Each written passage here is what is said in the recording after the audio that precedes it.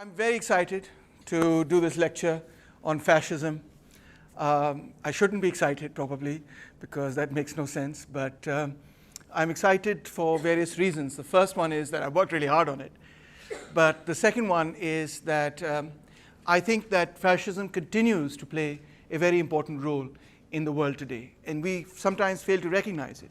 Sometimes we say things like Donald Trump is a fascist, or we'll say things like Boris Johnson is a fascist, or we'll say things like Le Pen is a fascist, or we'll say things like Khadim Hussein Rizvi is a fascist.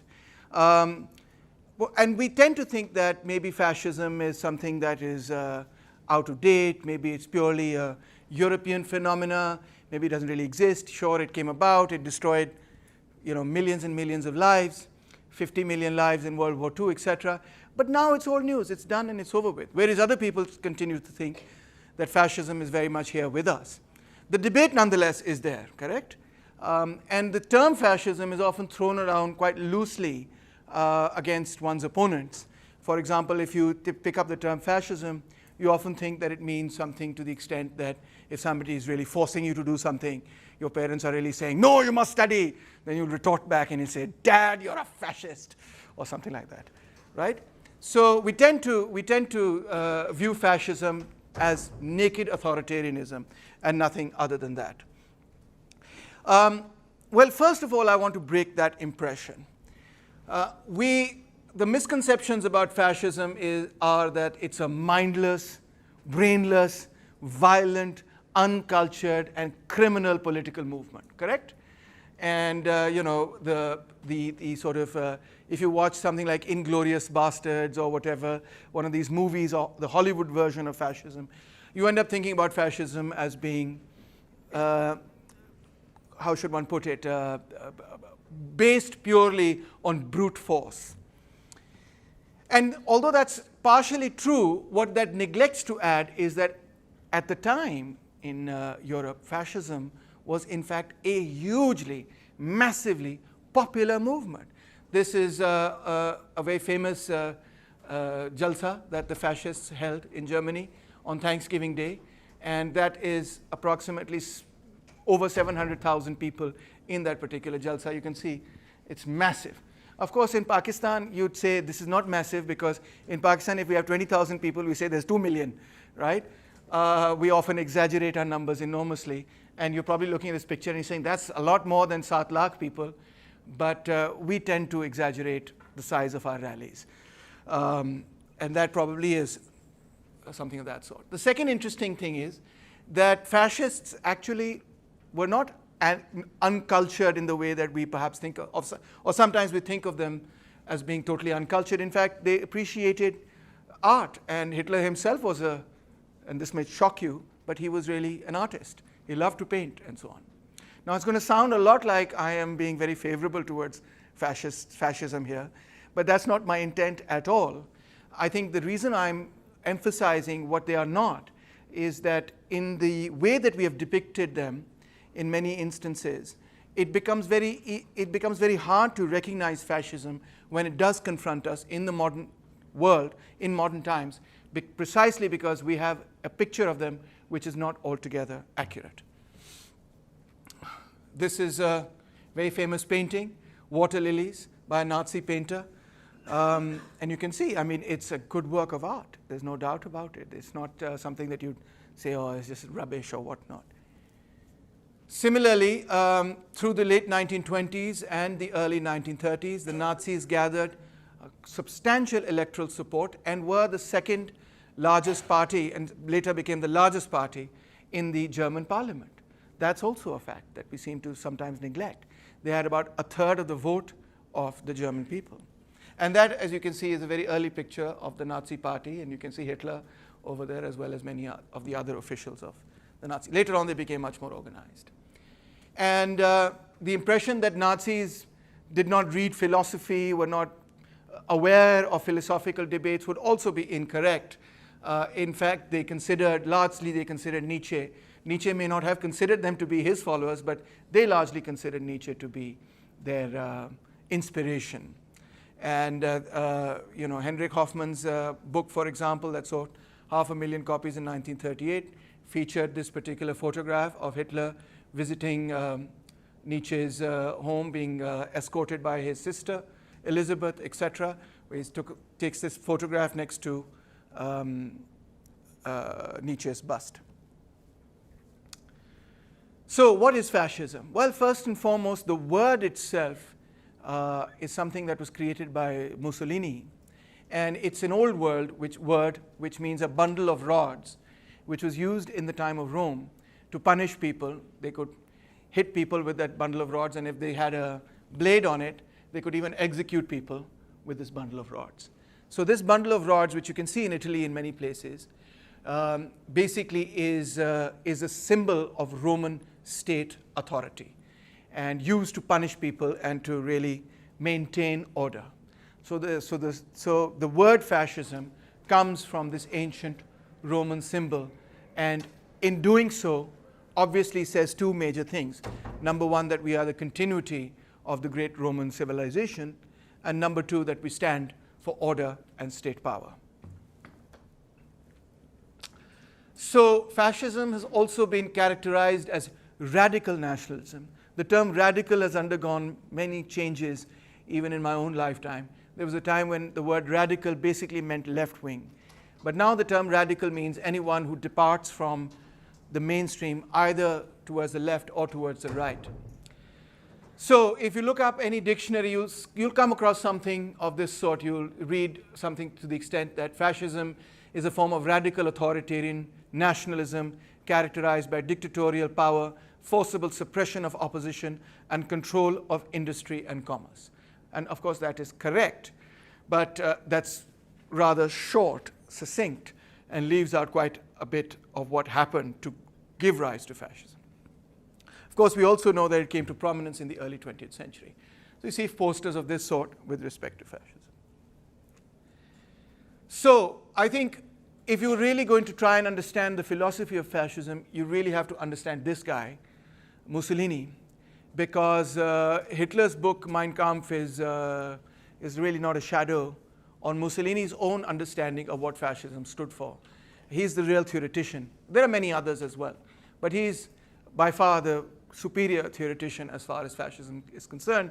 He is the person who coins the term and so on. And in Italy, what was going on is that when World War I broke out, the government of Italy, and specifically the Socialist Party of Italy, which became later the Communist Party of Italy, was also the party of Antonio Gramsci, did not want to go to war. The socialists did not want to go to war. Italy did not want to go to war. And Mussolini was a member of the Italian Socialist Party and disagreed with his own party and said, no, Italy must not be deprived of the opportunity to go to war, conquer other lands, gain colonies, and therefore become a great civilization. So it was over World War I, first and foremost, that this disagreement erupted. And as it erupted, Mussolini then began to oppose liberalism, Marxism, humanism, egalitarianism, all of which he saw as opponents of Italy's rise to power. He began to argue that liberal democracy was obsolete. The public-private distinction, which was one of the cornerstones of liberal democracy as well as legal theory today, was obsolete, irrelevant, etc. And he began to strongly advocate that Italy enter World War I and become mobilized as a military state. Citizenship should be militarized, and that the state should manage and take over nearly all aspects of life in order to turn Italy into a society that could fight and win a war. And as you can see, Mussolini, in his early days at least, also a very good speaker, was also a very popular politician to begin with. Now, one of the most sophisticated explanations, there are many explanations of fascism that we have. The one that I find most convincing and relatively speaking most sophisticated is one offered by Antonio Gramsci, who was, as you know, in Italy, in the Socialist Party of Italy.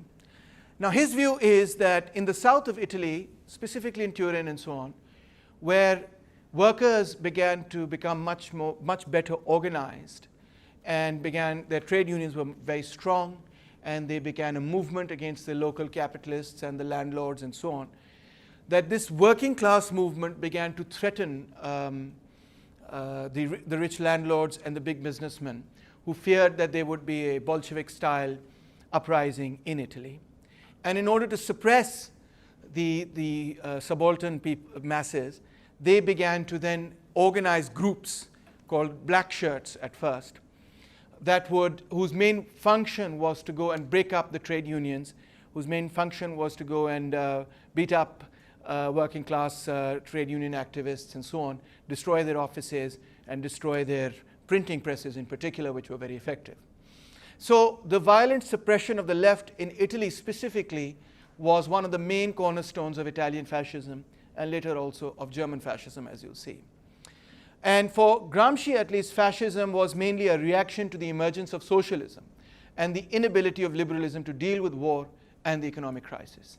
So, of course, at this time, liberalism was a very powerful argument, and it was unable to cope either with the economic dislocation caused by the war, so fascist thought, or the challenge that the socialists were posing to the given order.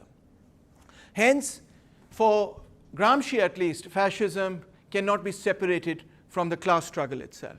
Fascism was a product of the ruling class becoming militarized for two reasons. Number one was to crush the domestic opposition in the form of the trade union and working class and left movement in the country, to also sideline and sometimes even crush the liberals that they saw as being far too vacillating and unsure and to compromise with respect to pacifism to really take on the tasks that needed to be taken on.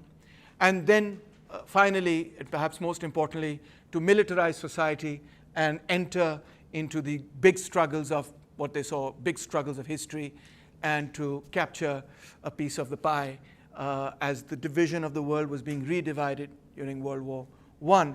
They wanted to get into that game and wanted, well, colonies and greater influence. So here we have, no, not Hitler, that's Charlie Chaplin. Nobody seemed to have guessed it. Nobody said, sir, that's not Hitler. Did you guess it? Anyone? No, he didn't, don't lie. Anyway, that's Charlie Chaplin, so one of my favorite actors. Let's go to Hitler, that's him. So in the late 1920s, the National Socialist German Workers' Party, what is shortened in the English language as the Nazi Party, came to the forefront, fighting street battles, fighting against trade unions and communists and campaigning to become and became one of the largest parties in the country. And they also had their own sort of equivalent of the black shirts, which were, of course, the brown shirts. By the way, a lot of times when there's two movements that generally wear black. One is, of course, the fascist movement. What's the other one? Anyone? Feminists? Pacifists? Environmentalists? Yes? The anti-fascists. Sometimes they wear black, but that's not their traditional color. But there's a reason why some of the anti-fascists wear black, and that's the reason I want you to get at. So the answer is the anarchists. So anarchists also wore black, and Italian fascists also wore black, and Hitler's sort of stormtroopers used to wear brown. By the way, are you familiar with the Khaksar Tehreek? What would they wear? They used to wear brown. Yes, khaki. That's where you get Khaksar from. That's correct. And they were also inspired by German fascism, by the way, although they were very anti-colonial at the same time. Yes? Sir, ISIS will be black haircut. That's got nothing to do with it. That has nothing to do with it. Though you may make the argument that the inter-services intelligence is fascist or whatnot, but I think, it's got nothing to do with that. But anyway, just because somebody wears black doesn't mean that they're fascist, I mean, the Shias also wear black in Muharram, and it's Muharram right now. So, but nobody's yet called them fascist. All right, so they gained about a third of the vote, but they had about nearly almost half of the seats in the parliament.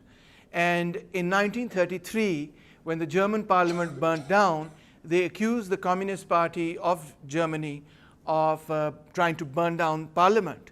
And then they took special powers called the Enabling Act in 1933, and then Hitler had complete undivided power over Germany.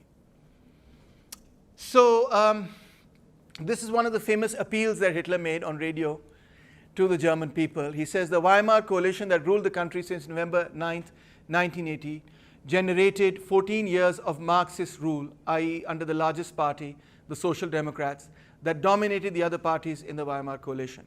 Unless the German people reacted against this Bolshevism, there would be anarchy. Germany's fate was in the hands of Almighty God and German voters. So you can very clearly see that he was very clear what his mission was.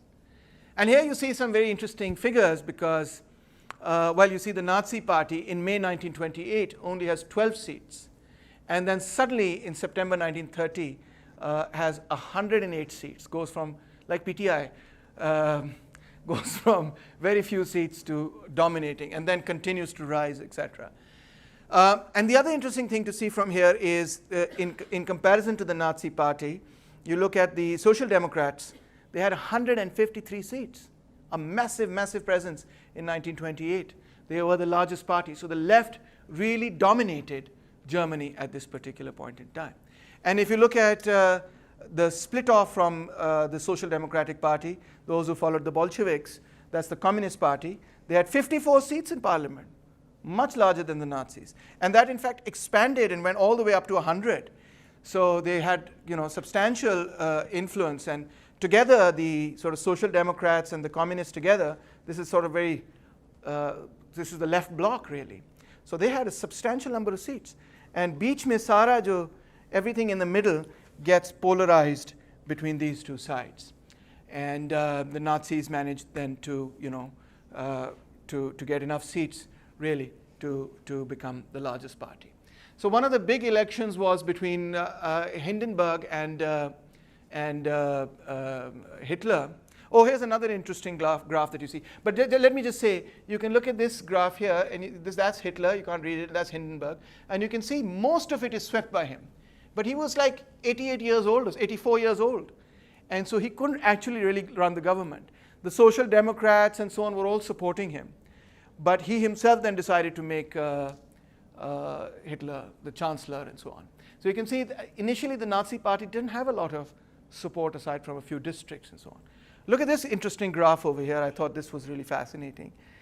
May 1928, you know that in 1928 is the great stock market crash, which brings the world, European economy certainly, and even the world economy to a grinding halt, causes masses of people to be unemployed and to be thrown off from work, etc. Look at the rise of the Nazi Party, shoots straight up, and SPD, which is the Social Democratic Party, is sort of declining slowly and so on. So here's the KPD, which is also on an incline, but relatively speaking a slow one, catching up with the Social Democrats, but certainly not powerful enough to overwhelm the Nazis. Together, though, they did have enough power, but they were also, had very, very strong disagreements, and so really couldn't really work together well. So the fascists, one more interesting thing is that another aspect that we often associate with fascism is that their main program was against the Jews, right? Because that is the aspect that gets covered the most in movies and films and so on. And when you look at it that way, you tend to not see the big picture here.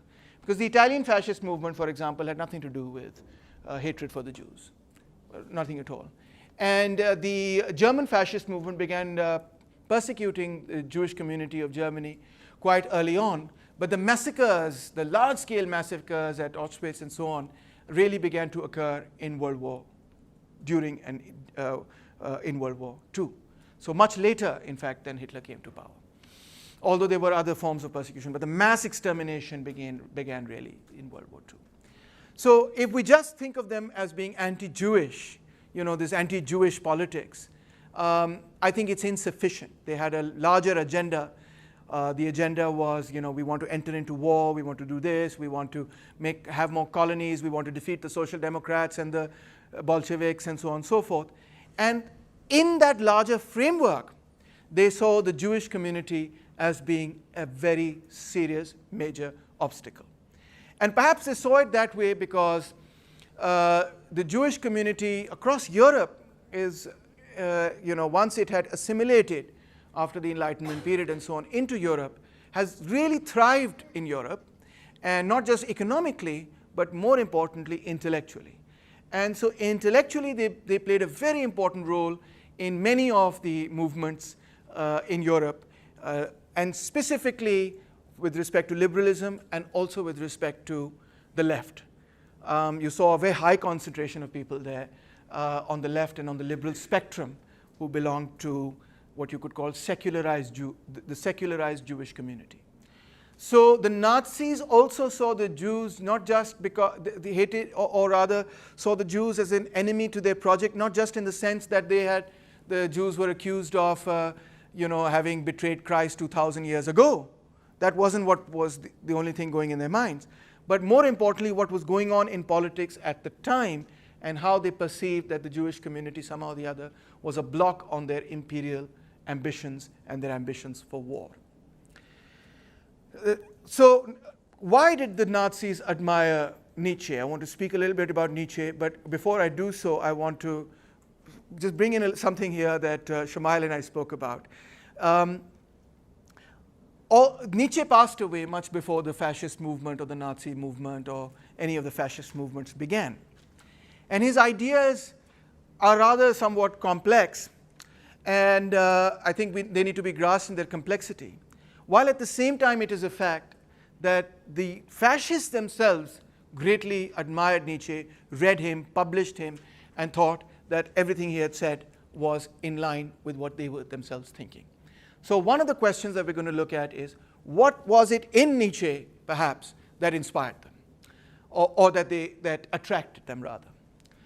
The thing that isn't there in Nietzsche, you'll see, is the kind of anti-Jewish sentiment that you associate often with Nazism, that they burnt Christ and so on and so forth, and they betrayed Christ, and therefore they must be, they must be eliminated or something of that sort. That doesn't exist.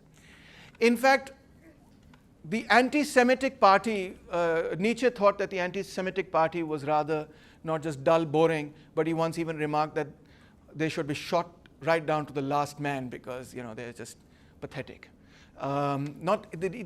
Perhaps didn't really literally mean it that way, but he really did think, because his sister was married to someone who was very much an anti-Jewish, anti-Semite, etc.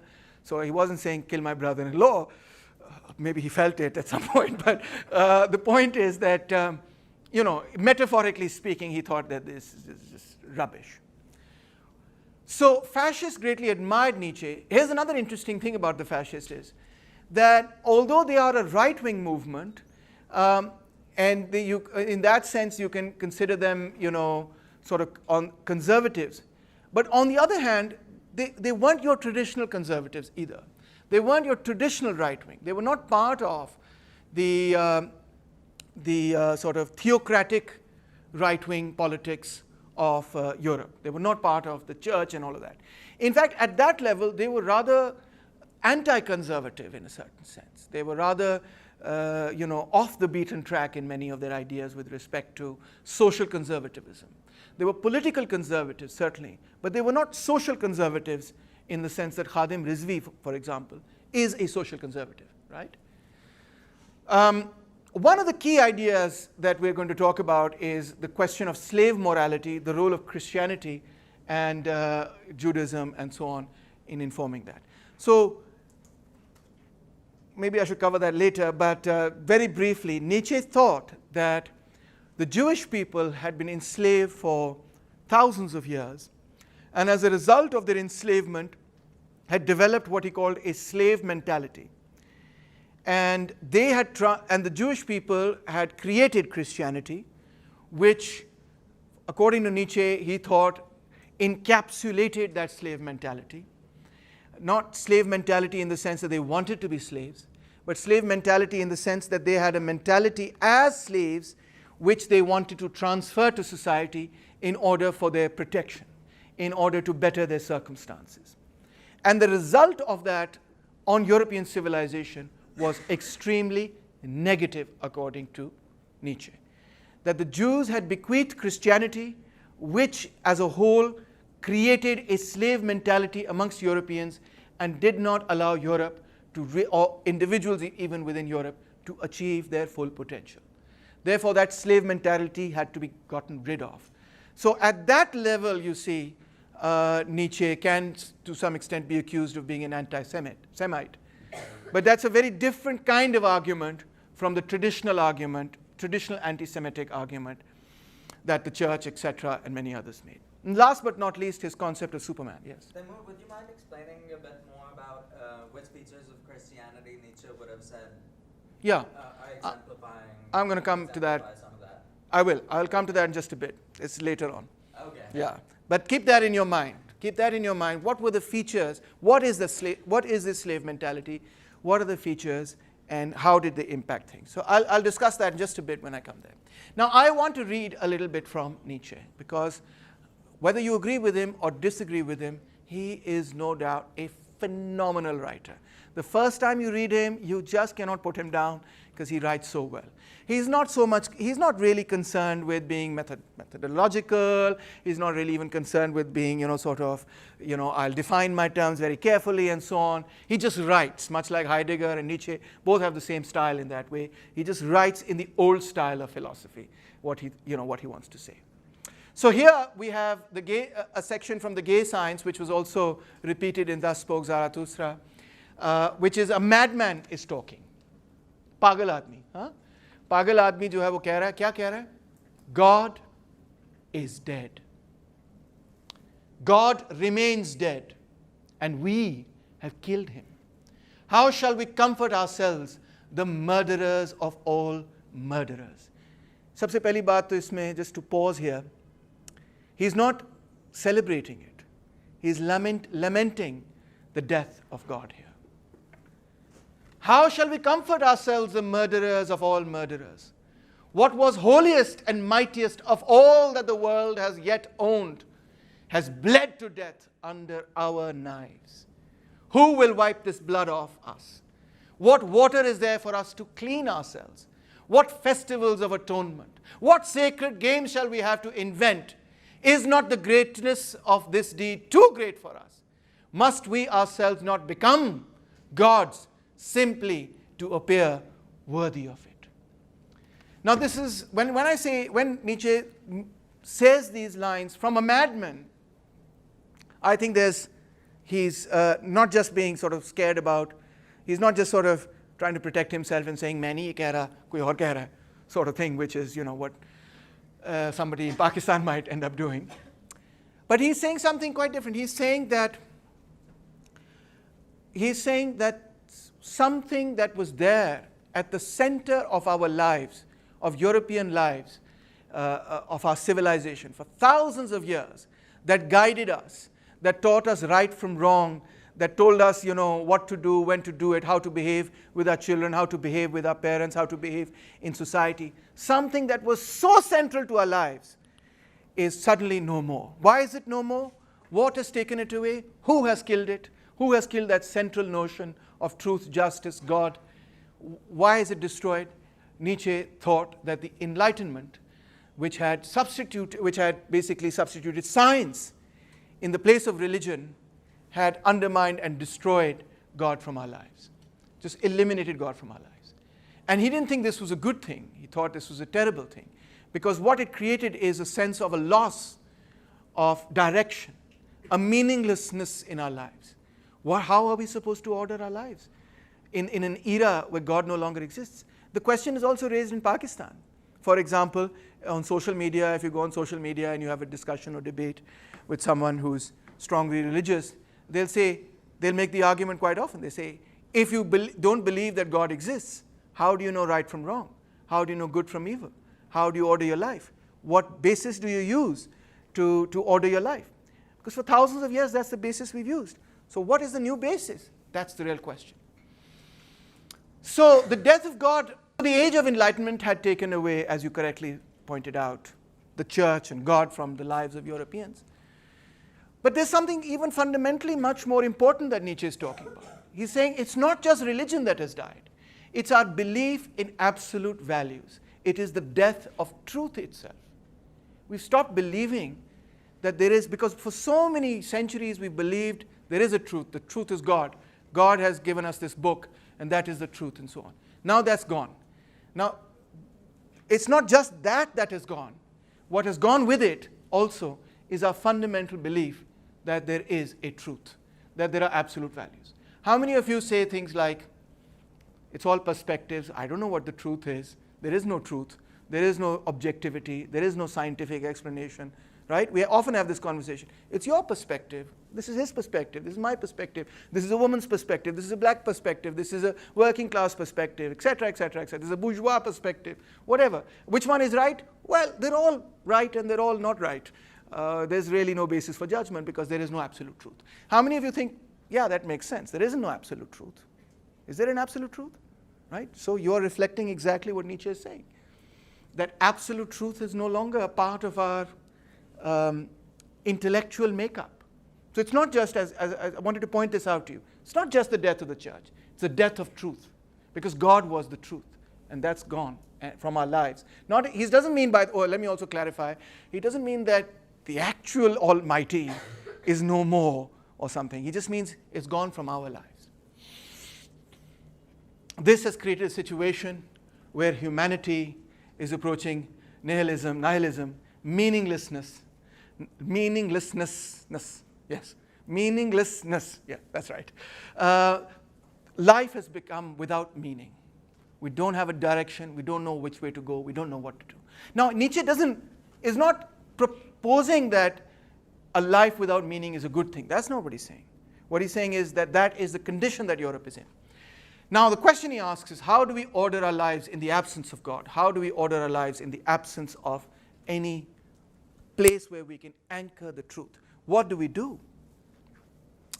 So, to answer the question, the first thing you have to do is get rid of your slave mentality. What was that? The Jews, who were an enslaved people, Nietzsche thought, introduced Christianity into Western civilization. Christianity has a slave morality. Its goal is to limit the power of the strong. Please note this down somewhere. Very, very important. The goal of Christianity was to say the strong should not dominate the world, society, whatever. In fact, blessed are the meek, for they shall inherit the earth. If you read through the Bible, again and again this idea is repeated, that the meek, the weary, the poor, the oppressed are the ones who will inherit the earth. So, and I think this is historically accurate. Nietzsche is not being inaccurate here, that the people who embraced Christianity, well, the Jews themselves were an enslaved people under the pharaohs, and then of course their state broke up and so on, and they were enslaved in Babylon, in the Babylonian kingdom, and in the Assyrian kingdom as well. So that is absolutely true, but even more fundamentally, that Christianity was a revolt of the underclass against Roman rule also is true. And the supporters of Christianity, certainly of early Christianity, were the poorest of the poor, and so on and so forth. So the Judeo-Christian slave revolt in ethics had insidiously turned the tables on the masters by declaring that strength was evil and weakness was a good thing. This is Nietzsche's central and very important idea. Please note that this is not a criticism of religion in that sense. It's a criticism of the culture generated by a given religious movement, which he believes is one that does not appreciate strength. It cannot appreciate, being proud of yourself. It cannot appreciate you taking pride in your abilities and so on, and in developing them, but rather wants to keep everybody meek and says, जो class में last आता है वो ही अच्छा बच्चा है, जो पढ़ाई नहीं करता उस पर मुझे कितना तरस आ रहा है, जो पढ़ाई करता है और कहता है I'm gonna get ahead and I don't care if you don't like me or what not, that is not the kind of person that, according to Nietzsche, Christianity is supporting, promoting, or appreciating. So Nietzsche's anti-civilizational animus, our ideals of beauty, morality, and truth are intrinsically meaningless. And what Nietzsche wanted to do was to philosophize with a hammer. And I was all thinking कि आज मैं हथौड़ी लेके आऊँगा. But then I ran out of time and so on, and I couldn't get a hataudi. But I really wanted to get a nice big hataudi like the one that Thor has and bang it on this table just to make that point. But so you can just imagine it, right? Here's me banging that big hammer on the table. He wanted to break it all up. What did he want to break? This slave morality. So his philosophy is extremely aggressive, you can say. He's an aggressive kind of guy because he wants to destroy 2,000 years of this mentality, this culture that he feels has kept Europe in chains. If you destroy that, you destroy the idea that there is a right and a wrong. You destroy the idea that God knows right and wrong and can create it and has bequeathed it to us. Then what basis do we have left to order our lives, to not fall into complete despair and meaninglessness, nihilism, etc.? What basis do we have? Mr. Nietzsche, you may be asking. He says the basis is the will to power. And in fact, he thinks that the world, the history of humanity, all of humanity, and not just the history of humanity, but the history of everything that's living, from plants, animals to, insects, etc., is the will to power and nothing besides. So you see a very Hegelian sort of jump here, that all of history is going to be interpreted in this singular impulse or logic or whatnot. What is the will to power? The purpose of life, he says, is to strive to grow, spread, seize, become predominant, not from any morality or immorality, but because it is living and because life simply is will to power. What is life? When you are born, you have to take your first breaths, and those are difficult and painful.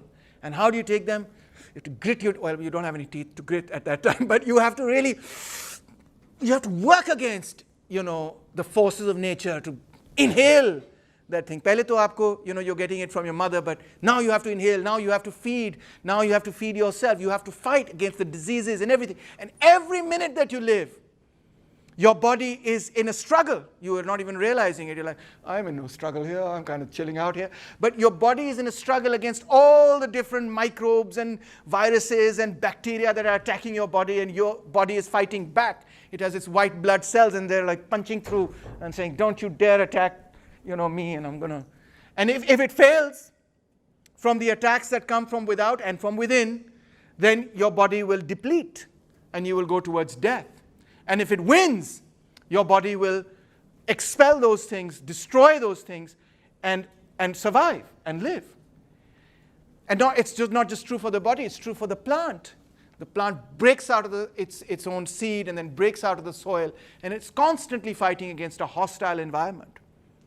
And it has to appropriate things from that environment to survive, just as you do. I mean, we might like to think of life as being, we get our food in the kitchen, and we go to PDC and eat it, and so on and so forth. But the chicken is something that we slaughtered, and we bred it, we slaughtered it, and then we ate it, and you never even saw the slaughter. But that's what's going on, isn't it?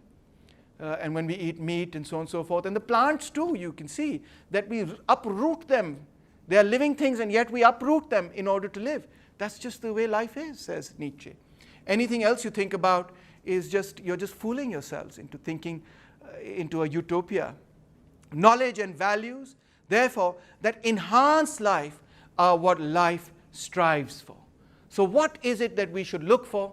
What would be the light to which we would direct our efforts?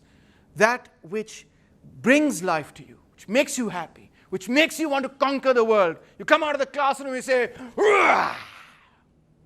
That is good. If you come out of this classroom, you're like, I don't want to live anymore. That's the kind of knowledge that Nietzsche would say, just throw that in the bin. Don't even think about that. If that's utterly useless for you, because it's destroying you from the inside.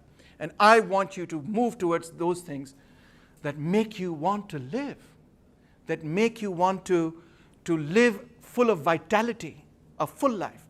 So that's all art, all literature, all philosophy, all ideas, all basis of morality that push you down and prevent you from becoming who you are and from really embracing life in its fullest are things that are completely should be done away with. My idea, he says, is that every specific body strives to become master over all space and to extend its force, its will to power, and to thrust back all that resists its extension. But it continually encounters similar efforts on the part of other bodies and ends by coming to an arrangement, a union, with those of them that are sufficiently related to it. Thus, they then conspire together for power, and the process goes on. So he's not Hobbesian in the sense that he thinks every man for himself and we're all going to, my will to power is going to be opposed to your will to power. No, the various wills to power can co-join with each other, live together, strive together, and work together towards the light, towards life, and so on and so forth. What about law and what about justice? To speak, therefore, of just or unjust in itself is quite senseless. In itself, of course, no injury, assault, exploitation, destruction can be unjust, since life operates essentially, that is, in its basic functions, through injury, through assault, through exploitation, destruction, and simply cannot be thought of at all without this character. As I told you, you are on top of the food chain. Now, if you don't see the food chain, that doesn't mean you're not on top of it. But you are slaughtering mankind, slaughtering, millions of animals to be on top of that food chain, And that's the reality you have to face.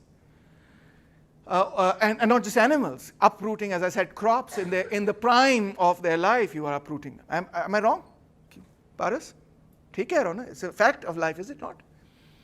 So on what basis can you say that is wrong? Because that really is the foundation of what nature has, the hand that nature has dealt you.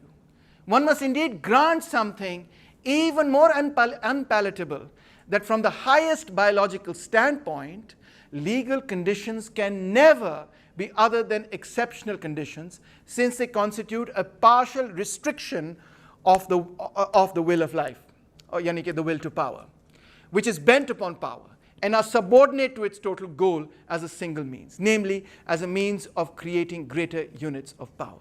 A legal order thought of as sovereign and universal, not as a means in the struggle between power complexes, but as a means of preventing all struggles in general, perhaps after the communistic cliché of Düring, that every will must consider every other will its equal. You can also see a reflection not just of Düring here or Marx or Engels, but also of Rousseau, the general will. We must, find the general will where everybody is whatever equal and blah, blah, all of that stuff. Would be a principle, he says, which is hostile to life, an agent of the dissolution and destruction of man, an attempt to assassinate the future of man, a sign of weariness, a secret path to nothingness. If I were to consider your opinion equal to mine, that would be a path to nothingness, because I have spent my life studying political philosophy, and you've just started. And even if that was not the case, I still need to, even if I'm wrong and you are actually right, I still should have the confidence to assert whatever it is that I'm convinced of, even if it's wrong. Because the assertion, that proposition may be wrong, but the assertion of your proposition is not wrong, according to Nietzsche. It's the will to power. So you see here that Nietzsche does not consider either the sovereign or law or justice, if it in any way contradicts the will to power, to be something that we should consider worthy of upholding. Is Nietzsche Socratic? Well, he wants the welfare. Nietzsche has also had an enormous influence on psychology.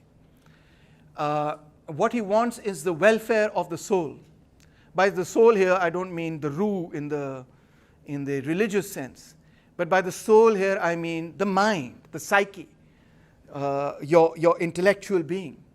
Nietzsche wants you to be a person that's healthy, even though he himself, poor fellow, was rather quite unhealthy in the sense that he had a really bad disease, etc., which robbed him of his ability to speak and sent him into spiraling into madness towards the end of his life. Many people thought that madness itself was, Nietzsche sort of expressing his philosophy in action.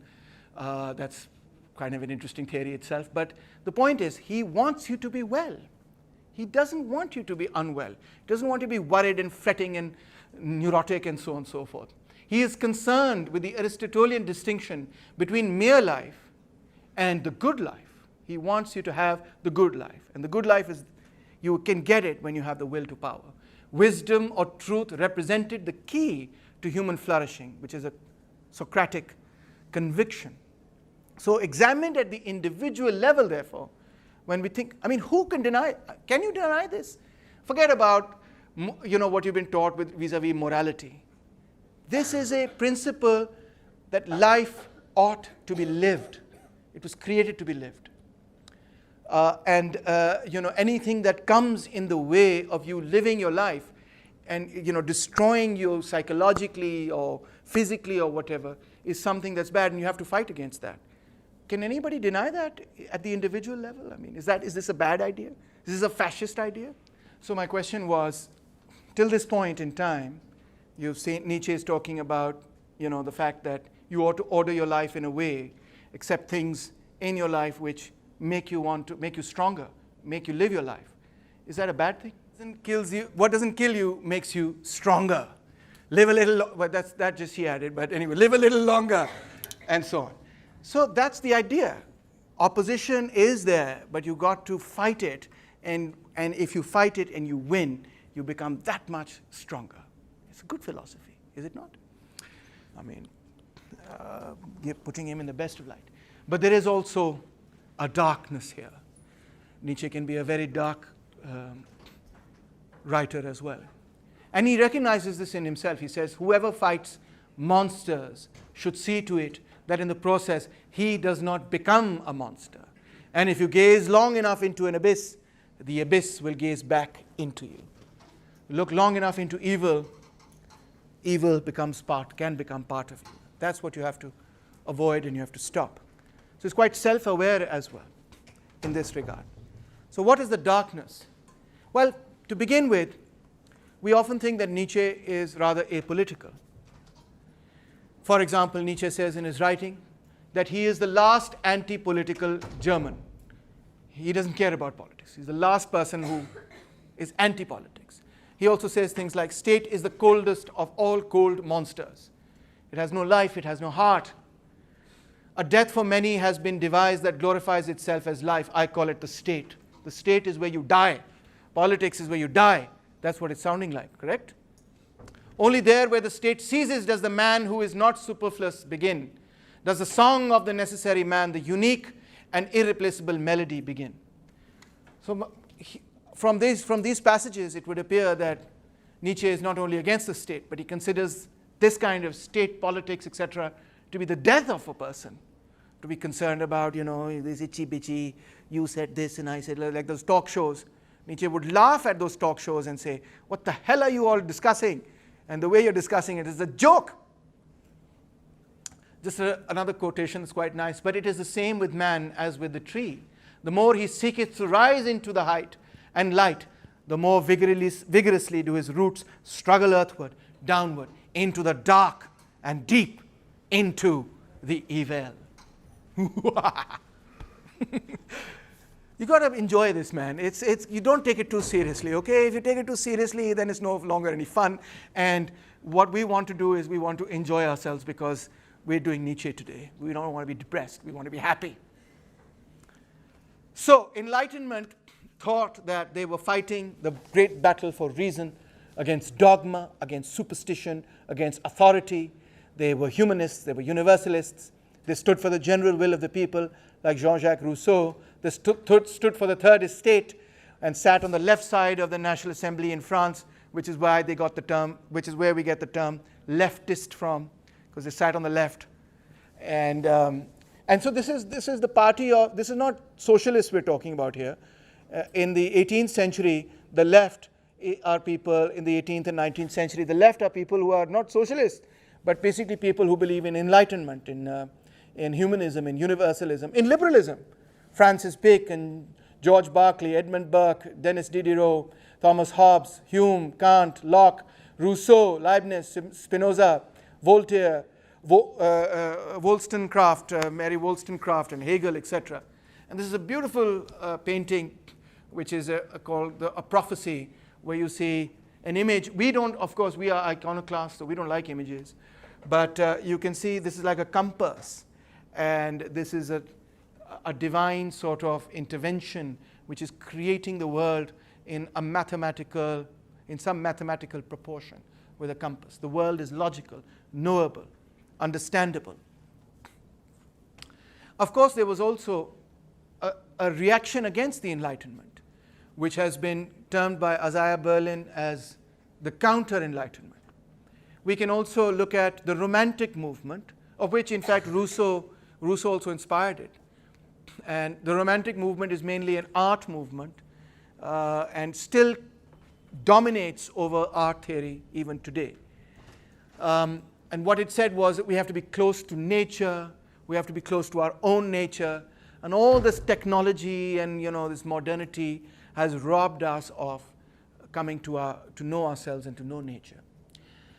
So the Romanticism can be the Romantic movement can be considered as part of the broader anti-Enlightenment current, which on the one hand could be theological.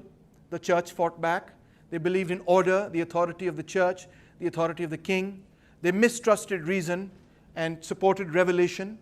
And you can see this in Pakistan today, that on the one hand you have people like Parvez Hoodboy, and on the other hand you have people like Auria Maqbool Jan, and they are fighting it out with each other.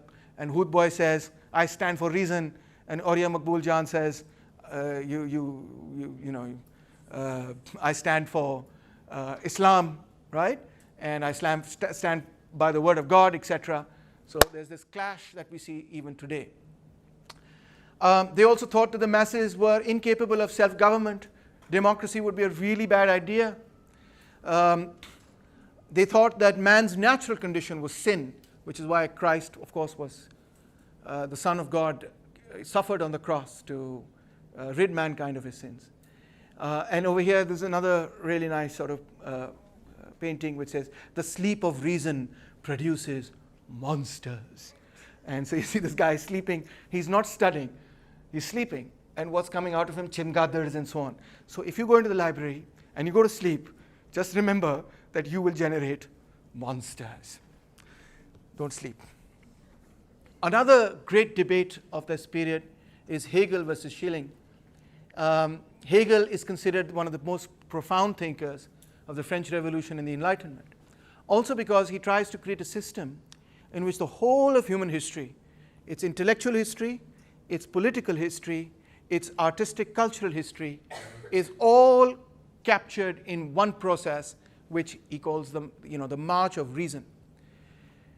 Well, Prussian authorities, although he wasn't a revolutionary like Karl Marx and Engels, etc., there was sometimes they were inspired by Hegel, but he still managed to upset quite a few people, because in the Hegelian paradigm then, Christianity was only one step in the march towards reason.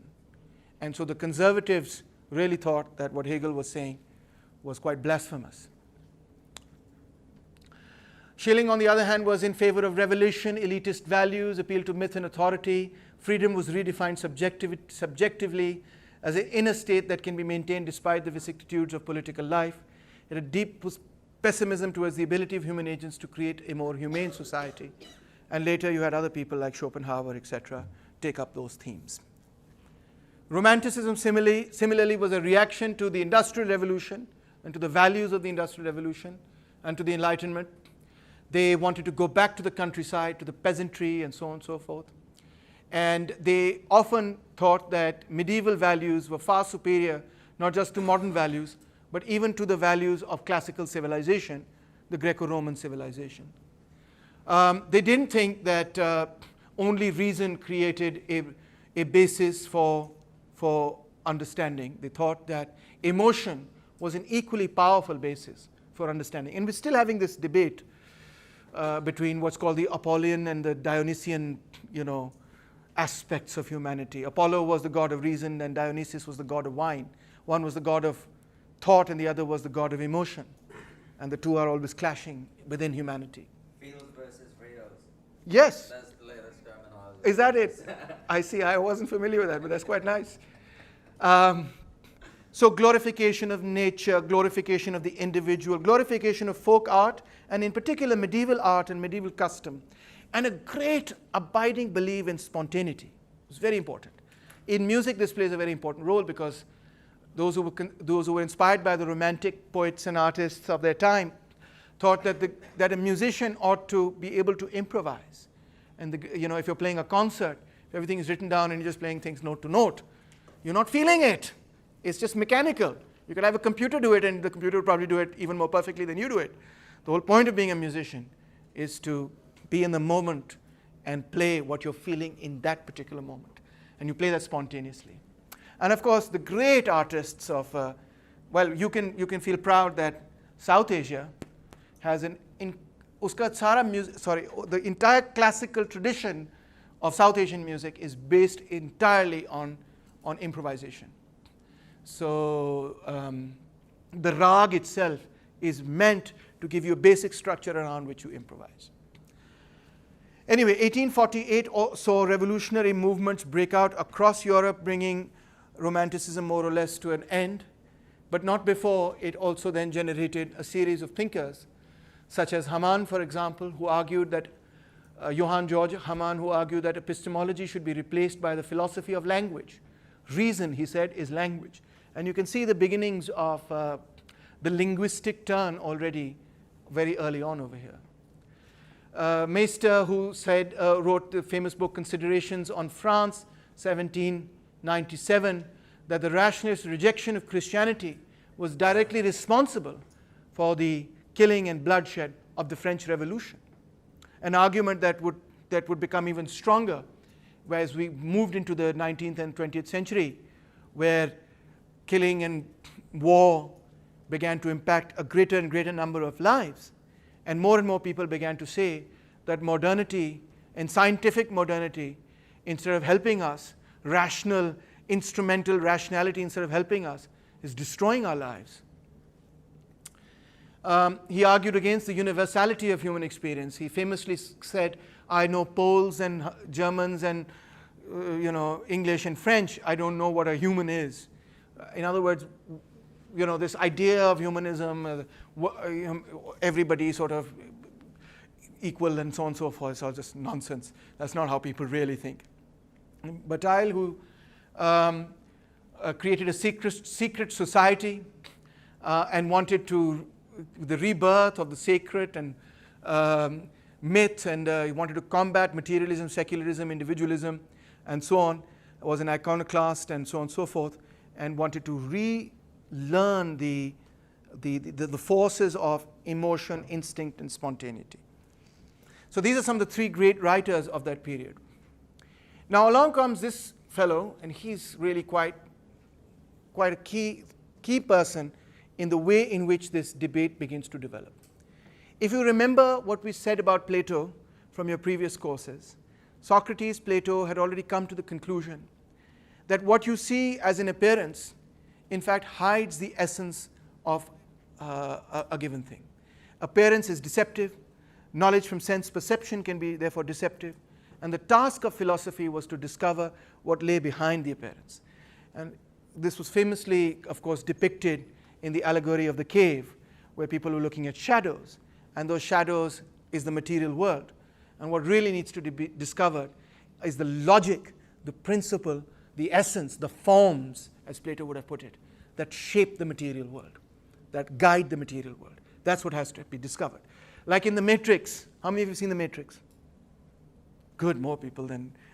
I love giving Matrix examples. So in The Matrix, Neo, who's fighting the evil Matrix, at one point or another manages to decode the entire program. And once he decodes the entire program, everything appears to him as numbers, and he's able to fight everybody off and beat them. And that's like the yay moment, right? Well, Husserl wants to go in the absolutely opposite direction. Instead of examining what is behind the appearance, he wants you to try and examine how it is that the world appears to you. How can that not be an important thing, he says. How do you experience the world?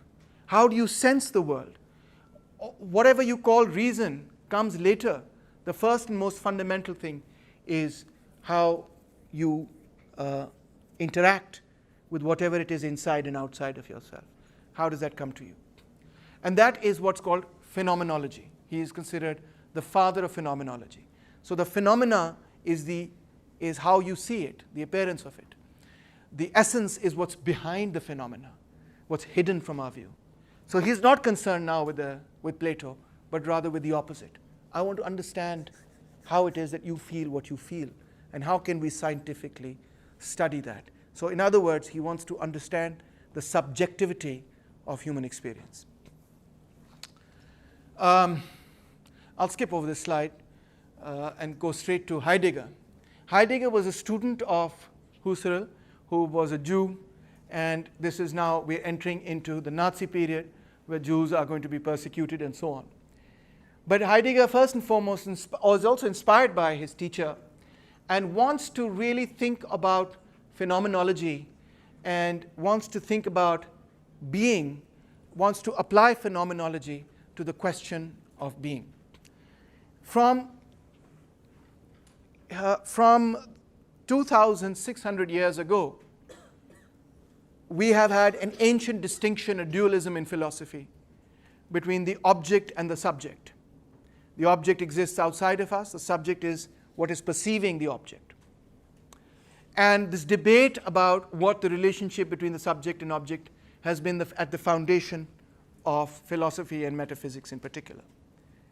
And what Heidegger finds is that this whole debate has been misunderstood, misconstrued from a translation of the Greeks, and needs to be revisited and re-understood. Now this is all sounding rather abstract and so on, but you'll see how it will come together quite quickly. Greeks, he thought, had an authentic experience of being as unconcealment. Kind of like when you unconceal something to look at what's happening over there. The process of unconcealment simultaneously conceals a lot of other things. When you unconceal that, it conceals what was previously unconcealed. So the discovery of being is somewhat like that. The phenomenology is somewhat like that.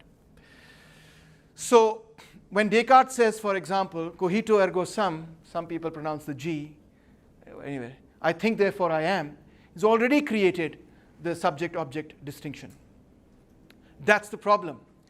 That being, your existence, you yourself, man, the subjective side of man, was reified into a relation between a thing and its properties. So we are trying to think of, what he's saying is, to translate this into easier language. We are trying to think about, what are we thinking about, first of all? Are we thinking about God? No. We are thinking about the being that thinks about its own being. The human being is the only being which thinks about its own existence. A rock does not, a cat does not, a dog does not, an object does not think. And an animal, presumably, is unable to think about its own existence. So the being we are dealing with is a being that thinks about its own existence. Now, what that means is, he came up with a concept, is that he called it design. It's not design like, this is a good design. What that means is being in the world, being there in the world. So that being, which is thinking about its own being, is part of the world it's thinking about. It's not outside of it. But the way in which Western metaphysics has distinguished the subject-object, it has thought of the thinking being in much the same way as it thinks of an object with properties. What it really needs to understand is that this being is part of the world it's thinking about. And in that way, the subject-object would collapse. The distinction, the dualism would collapse. The human way of being is fundamentally different from the way of being of an object, because the human way of being is a way in which we think about our own being, our own existence. Why do I live? Do I even exist? How do I know I exist? And then Descartes says, I think, therefore I must exist. Something must exist that's doing the thinking. Well, that's a classic example of a being thinking about their own being. Being is being in the world, not outside of it. It is a being in use in the world. The second thing is, you are first in the world and then you begin thinking about it. It's not even like you're outside the world, you look at the world, you're like, oh, I want to get in there, and then you get in there or something. No, you're just born in it. You're like a being that is constantly, like a hammer that's in use without realizing it's a hammer. A being that is part of the world. Therefore, there is no such thing as a world apart from our experience, any more than our experience is separable from the social historical context in which we live. This subject-object duality is a trick of language that needs to be, in fact, deconstructed. He used this term specifically, deconstructed. It's a reification. What does the term reification mean? What does it mean? It means where something that is not absolutely real appears to us as being real. The world cannot be understood objectively or subjectively. You can see वो जो पुरानी debate थी between people who were saying, on the one hand, we want to understand the world scientifically, objectively, rationally, and the others who were saying, man cannot be completely rational, man has limited rationality, a limited mind. You can't understand the world rationally because you're a limited human being. Well, he's saying that whole thing is absolutely bekar, and he wants to bring it together. Western languages, he says, sadly, are infused with the subject-object duality in the way of subject-predicate, the way the grammar is laid out. But we've got to get free from that and think in a different way. So we've got to understand the truth, which he calls hermeneutics, which is a big word, but basically means interpretation. The human way of being has no properties or essence. Like Socrates was trying to figure out, or Plato is trying to say, what is the essence of a man? What is the essence of a dog, etc. These are ridiculous questions according to Heidegger. If you ask what is the essence of a human being, you can't figure it out because you're treating a human being as you would treat an object. And that is exactly what being is not, because it's thinking. It is the one doing the thinking. Nobody outside of it is doing it. The truth of our being is unconcealed to us just as perceptual truths, our view is always perspectival. So every unconcealed truth conceals other truths. I already went over this. And this creates an infinite hermeneutic, in other words, an interpretation process. We're constantly, the subject-object duality is completely false. We are thinking about our own being all the time, and we are the ones at the same time doing the thinking.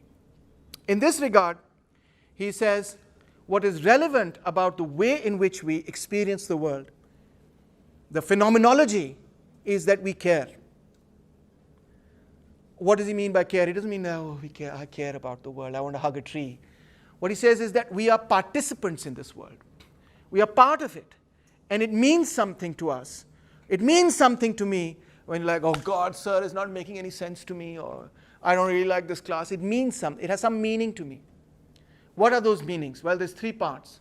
First is the facticity of the situation, of a given situation. In other words, the given.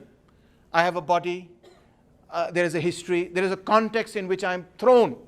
This is also called thrownness. Then there's fallenness, living according to the wishes of others, which he calls inauthenticity, where because we are surrounded by a certain historical context, body, history, etc., in that context, there are various forces acting on us to act a certain way. And when we accept those forces, we live according to the wishes of others, not our own wishes. And that, he says, is an inauthentic life, where you're living according to the wishes of others. You can see a reflection of Nietzsche here as well. And last, existentiality is the knowledge of the imminent death. And that alone makes an authentic life possible. We're all going to die. I hate to bring this news to you, but there's absolutely no exception.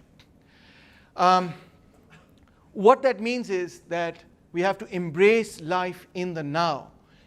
Only knowledge of our death can help us embrace life in the now. And by embracing life, he means here, of course, also a Nietzscheite theme, which is embracing yourself, embracing your individuality, embracing what it is that you want to be as a person, rather what it is that others want you to be. And that would be an authentic life. So very interesting stuff here. Similarly, with respect, that was what he said with respect to being. He said similar things with respect to time in his famous work, Being in Time. We imagine time as a linear objective movement, right? वो देखो घड़ी कैसे जा रही, tuck, tuck, tuck. And every time it goes tuck, the same amount of time goes by. But is that the way, आपका क्या नाम है? Yes. ये नीचे. Khubab. Is that the way you experience time? Is that the phenomenology of time that you experience? No, you don't experience time that way. I gave away the answer when I shook my head a little bit. How do you experience time then? Is it linear for you? No. What is it like? Right now, is time going by really fast? Is it going by really slow? Really slow. Correct? But if you're doing something like, I don't know, jumping off a cliff or something, would time be going by very fast or slow? It would be different, certainly, right? If you're enjoying something, it goes by extremely quickly. If you're microwaving something, it gets slower. Yeah, good point, because you're hungry. And the hungrier you are, the longer that microwave seems to take. Absolutely. We don't ever experience time subjectively, objectively, as linear. We experience it always in very many different ways. Sometimes it's elongated when you're waiting at the doctor for an appointment. Sometimes, boom, 10 years go by, your kids are grown up, and you're like, whatever happened to you? How did you grow up so quickly? Right? All of this stuff happens. So we don't experience it linearly. Also, we live ahead of ourselves all the time. I'm here in time, but I'm already thinking, शाम को जाऊंगा, एक lemon malt ले जाऊंगा, Netflix पे फलानी film देखूंगा. I'm already planning for the future. You're planning masters करूंगी, उसके लिए set करना पड़ेगा. I don't, वगैरह वगैरह, whatever, right? You're already thinking, oh my God, when am I going to get out of this classroom? This Heidegger stuff is really getting to my head. Whatever. You're already living ahead of your time. And also, you can live behind. You can think of the past. This morning when I woke up, I really should have brushed my teeth. You can change the past. You can imagine the past in a way that doesn't really exist. Like, for example, you can say, well, actually, I did really brush my teeth, didn't I? Yeah, I did. You change it yourself, however you want to change it. So we don't experience time at all in the way that we conceive of time in science. In fact, our subjective experience, our phenomenological experience of time is totally different from the objective experience of time, or the scientific conception of time. So all this suggests that those conceptions of time themselves are deeply flawed. Now, one very interesting thing about Heidegger, going back, is he wrote this book, and it's incredibly influential. And the man was a committed, card-carrying Nazi party member. Absolutely committed to Nazism. So says some very fascinating, very interesting, very complex things, but is a Nazi.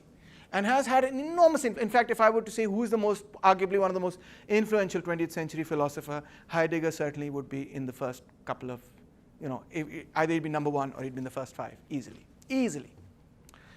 But he's a Nazi. He is. And not just, sort of thoda maut kar liya, but really committed to it. So how do we understand this continuity now?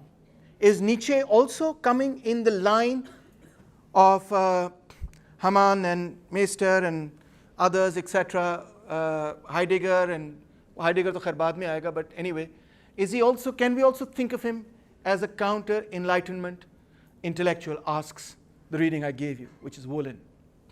Nietzsche argues for the death of truth and reason. The will to power becomes the ethics of a new world. Heidegger argues the case of ontological nihilism. Existence is not recognized by reason, but by design, being practically engaged in the world, being there in the world. So both have a common theme. The rejection of reason, you see, runs like a thread from the counter-Enlightenment through Nietzsche into Heidegger. But when Nietzsche comes to us, much later in the 21st century, he comes to us mainly from the interpretation of these three great authors, Kaufmann, Klossowski, and Neiman. And they have translated Nietzsche, and Woolen says that they've done a great disservice because they have watered him down. They've made him a mild little kitten. He's a lion. They've made him a little kitten. How have they done that? He says, a truth claim is a manifestation of the will to power. There is only therefore perspectival seeing. There's different perspectives. You can look at things this way or that way. Only a perspectival knowing. Appearance is all there is. Style counts more than truth. Nietzsche's chameleonic changes are a vast literary charade, they say. The purpose of life is to reconstruct the self on an aesthetic basis, that is, as a work of art. Your life is a work of art, and you are the author of that work of art. Similarly, Western metaphysics is a gigantic miscarriage. What we have are perspectives. There are no facts, only interpretations. Truth is a kind of error without which a certain species of life could not live. We need the truth. We need to believe that there is a truth, but actually there is not necessarily any truth. Life is a process of incessant and directionless self-transformation. The end of self-transformation is aesthetic, making oneself more attractive and interesting. The world is a work of art that gives birth to itself. We possess art lest we perish of truth. And finally, they also thought that Nietzsche's illness, his delirium, was emblematic of his greatness. The total obscurity was an insight into the essential chaos underlying all being. To attack the very notion of lucidity, he had reached the limit of the principles of identity and reality, and so on. Nietzsche, by lapsing into silence, spoke the truth. So this entire sort of interpretation of Nietzsche, Wolin says, has made him into a little kitten. He's a Thor. And in his book, Twilight of the Idols, he says how to philosophize with a hammer.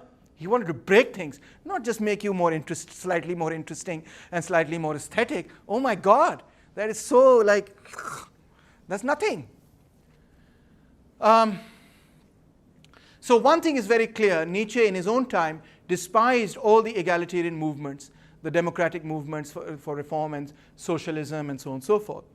He despised Christianity not because it was religious, but because it promoted a slave morality that sets in motion a process which culminates in the Enlightenment's final unmasking of religious beliefs, an event he called the death of God. The Enlightenment ushers us in an age in which values can no longer be grounded, an age of nihilism. So he dislikes Christianity not because it's superstitious, which is why Enlightenment people didn't like it, but because it is egalitarian.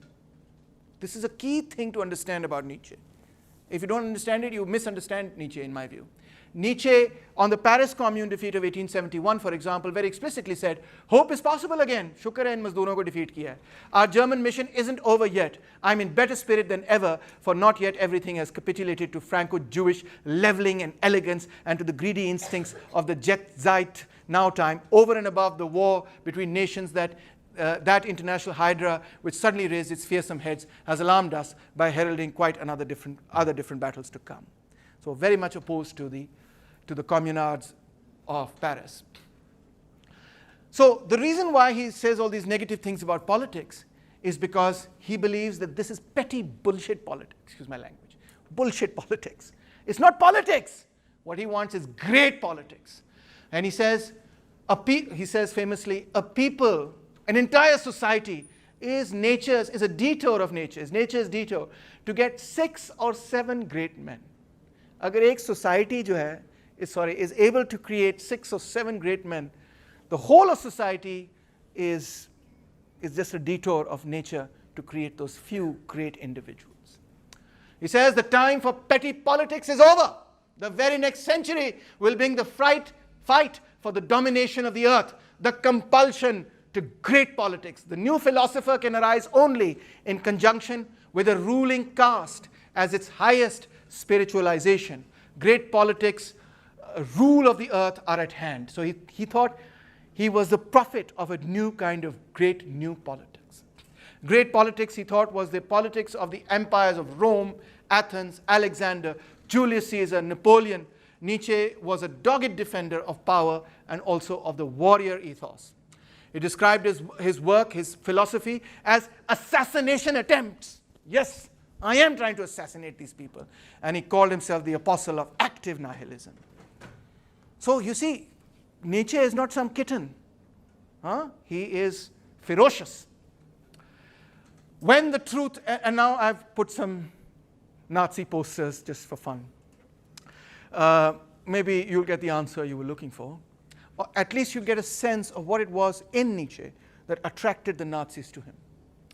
When the truth enters into a fight with the lies of millennia, we shall have upheavals, a convulsion of earthquakes, the likes of which have never been dreamed of. The concept of politics will have merged entirely with a war of spirits. All power structures of the old society will have been exploded.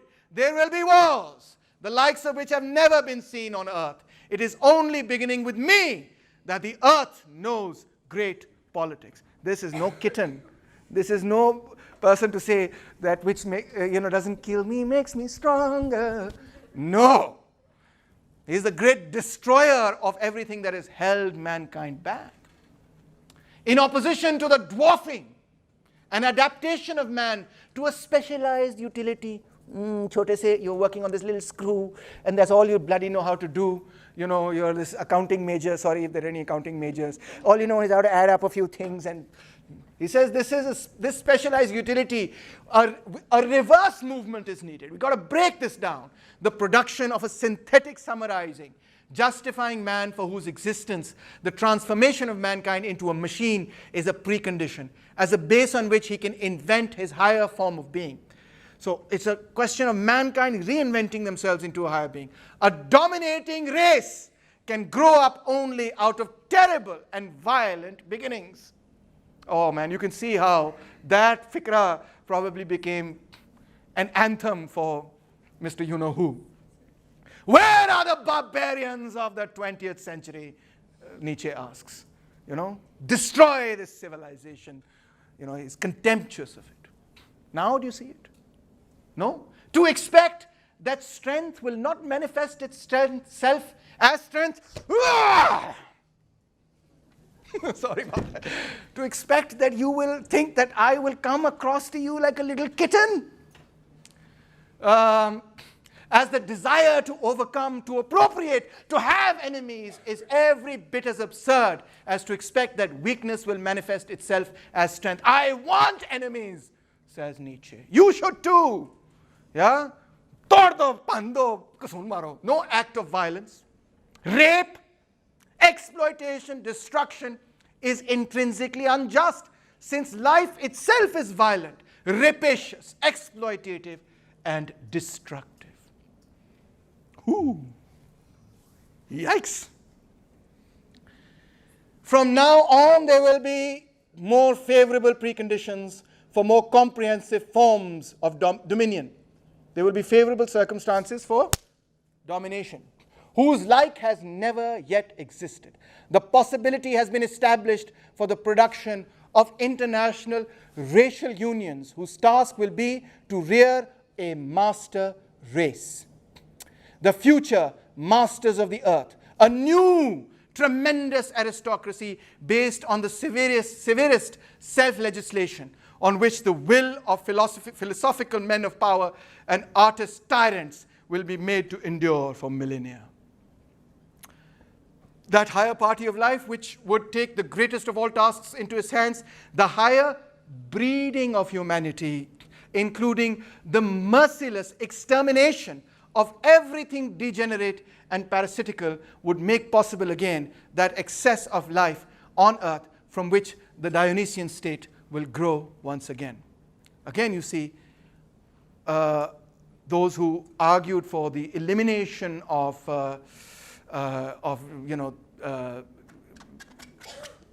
people who they thought were degenerates, etc., found some justification certainly in his writing. The Superman will come and lead to the transvaluation of all values. He will be a proponent of manliness. Hello, toxic masculinity. Manliness and will. Oh, yeah, Nietzsche was big into being a man. He will lead to the restoration of a virile and, if need be, cruel Homeric aristocratic ethos that was subverted for 2,000 years by the Judeo-Christian slave revolt in ethics. We've got to go back to Homer. We've got to go back to Achilles. We've got to go back to Agamemnon. We've got to go back to Caesar and Alexander and those people who are not scared of killing a couple of thousand people to make their civilizations great. That's what reality is. That's what history is. Oh, what's that beautiful song by Leonard Cohen? It had to be a Jew, didn't it? When they said revenge, I wonder what they meant. Have you heard that song? It's a soundtrack of Natural Born Killers. Amazing song. I'll play it for you at the end. It sounds like it's a response to Nietzsche, you know. So the Superman will be beyond good and evil. Superman, who has to be a creator in good and evil, truly has first to be a destroyer and break values. Thus, the greatest evil belongs with the greatest good. For evil is man's best strength. You've got to break an egg to make an omelette. Has any omelette ever been made without breaking an egg? No. Man must grow better and more evil, thus do teach. The most evil is necessary for the Superman's best. ये क्या namby-pamby किस्म का Superman, American Superman बनाया हुआ है, who, you know, can't do anything but good and, you know, always has to tell the truth. We want a Lex Luthor. You know, that's what we want. Mankind is the mass sacrifice to the prosperity of a single, stronger species of man that would be an advance. A declaration of war on the masses by higher men is needed. A doctrine is needed powerful enough to work as a breeding agent, strengthening the strong, paralyzing and destructive for the world weary. The annihilation of the decaying races, dominion over the earth as a means of producing a higher type. So we don't know whether he meant this literally or figuratively. You can take this, if you take it figuratively, you're like, hey, yeah, help me. But if you end up taking it literally, then no, you're going to be doing pretty awful things. So Nietzsche ended up providing National Socialism, that's Nazism, with an intellectual father who had greatness, who had wit, whose style was beautiful, not abominable, who was able to articulate the resentment against both monopoly capitalism and the rising proletariat working class movement, says Stephen Eichmann. Mussolini, on the other hand, says, in truth, we are relativists. We are not objectivists. We are not scientists. We believe in subjectivism and relativism par excellence. And the moment relativism linked up with Nietzsche and with his will to power was when Italian fascism became, as it still is, the most magnificent creation of an individual and a national will to power. Now you see that this is not some conspiracy theory. They really did think that fascism was the manifestation of a will to power for that nation. Goebbels, the year 1789 is hereby erased from history, he said in 1933 when Hitler came to have complete power. What does he mean by that, Ahmed? What's 1789? Yes? The French Revolution. Ahmed? Zoned out, my friend. So the fascists see themselves as having buried the egalitarian, rationalist impulses of the French Revolution.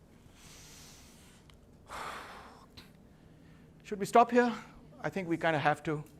Next, we will figure out the influence that Nietzsche has on France, existentialism, postmodernism, and so on.